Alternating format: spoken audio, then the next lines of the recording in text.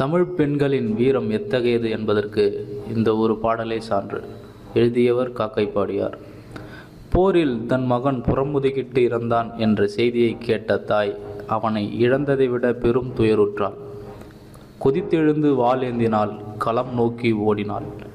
புறமுதுகிட்டு இறந்தான் என்பது உண்மையாயின் அவனுக்கு பாலூட்டிய என் மார்பை அறுத்தெறிவேன் என்று கூறியவாறு களத்தில் கிடந்த பிணங்களை வாளால் புரட்டி புரட்டி பார்த்தாள்.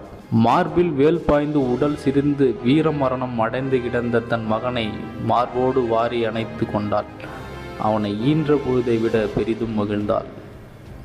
இந்த பாடலின் மூலமாக தமிழர்களுடைய வீரம் எத்தகையது என்பதையும் அவர்களுக்கு வீரம் எந்த அளவிற்கு கற்பிக்கப்பட்டது என்பதையும் நம்மால் புரிந்து கொள்ள முடிகிறது. அதே போல புறமுதுகிட்டு ஓடுவது என்பது எந்த அளவிற்கு இழுக்கானது என்பது இந்த பாடல் மூலமாக நாம் தெரிந்து கொள்ள முடிகிறது. தொடர்ந்து நம்மோடு இணைந்திருங்கள். நன்றி.